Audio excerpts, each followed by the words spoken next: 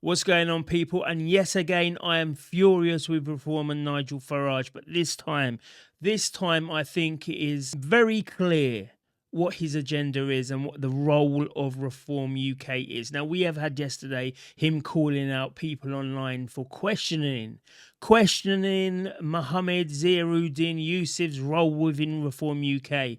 And we've not even got onto Nick Candy and his role with the Blairs, with the Johnsons, and with Peter Mandelson himself. But by him calling everyone racist who has an opinion on Zia Yusuf is just a little bit too much. And then today on Talk TV, Julia Hartley-Brewer, I saw this. So let's just get straight into it. What has Rupert Lowe said that is a problem? Yeah. Oh, deporting entire communities, some of whom are born in Britain, I think is, how shall I put it diplomatically? Tricky. Wrong, actually, at every level. So he said that deporting British citizens is wrong on every level. And people will go around saying, well, Danny, this is part of the coup.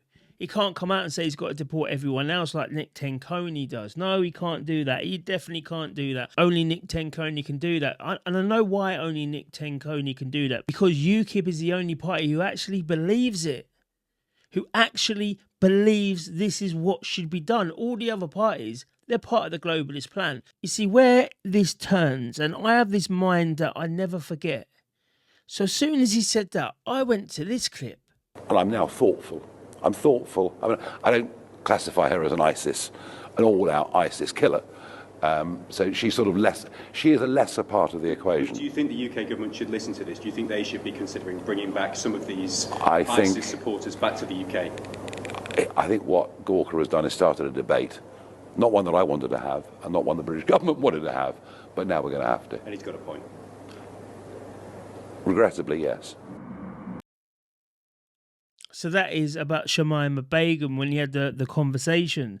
And he said, you know, maybe she should come back. Maybe this person who saw heads of people in bins, the person who apparently, allegedly, what's been told, sewn on suicide vests onto people on their final journey into terrorism. How many innocent men, women and children in their market towns has she been responsible for? But oh no, Nigel Farage, because she's a British citizen, she should be coming back. And we had that little clip of Mohammed Zahiruddin Yusuf saying before, oh, it would be better rather in Syria because they're controlled by terrorists to be in a maximum security prison in the UK.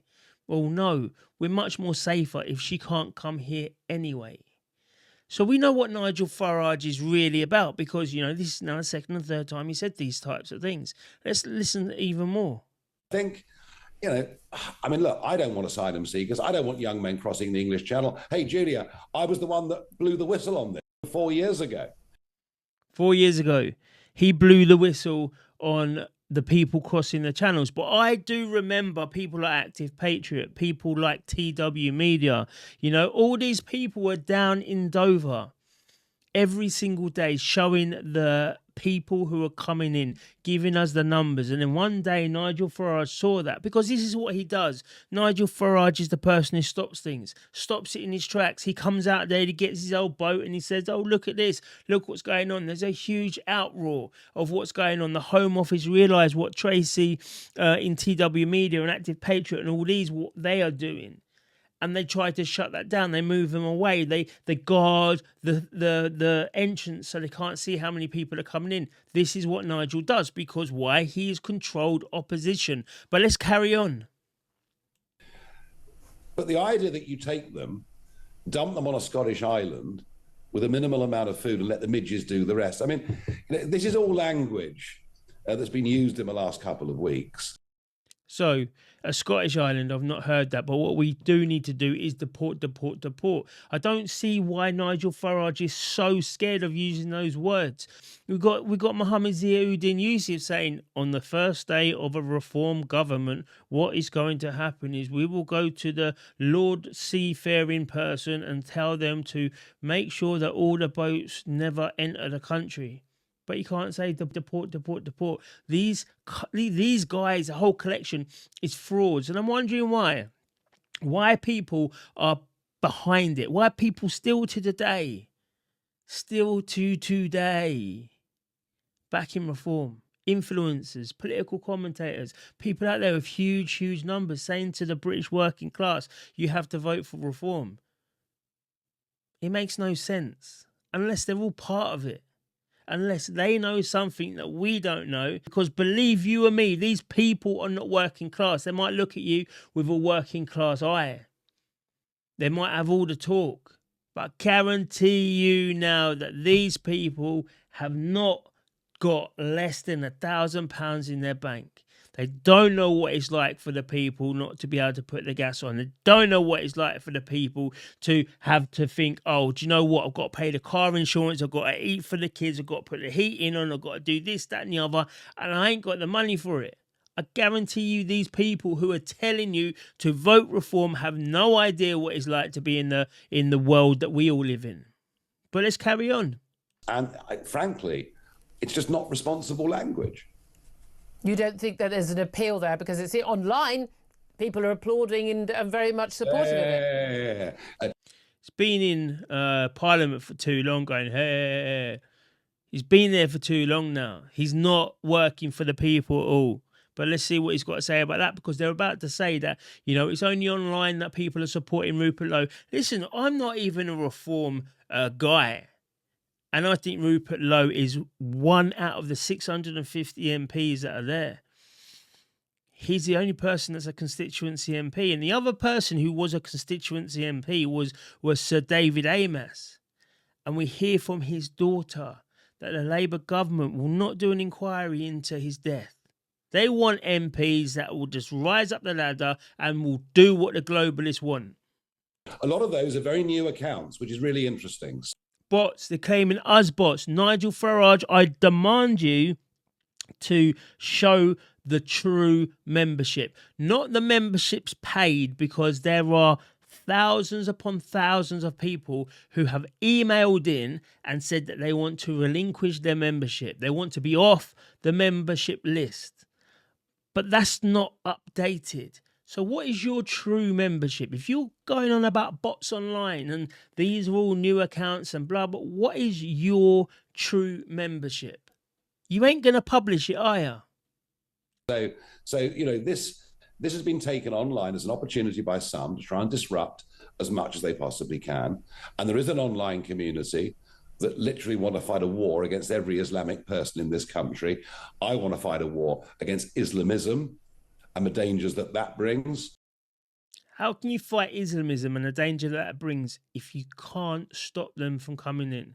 How are you going to stop this? Listen, I saw a video today, it's on my X, you can go and check it, about a mosque, a super mosque that is opening in the Lake District. Now, you know, people need to pray. But what do you need a super mosque, a mosque of a higher capacity in the Lake District? You can't fight Islamism, or you can't fight or tackle Islam being a weak ass cuck. Sorry, you can't. So policy differences have got wider in the last 2 weeks, not narrower. But initially, he was suspended from the whip for being under investigation, just as if you were accused in News UK of serious malpractice, they'd put you on gardening leave, Julia, and wait and find out what the verdict was. Okay.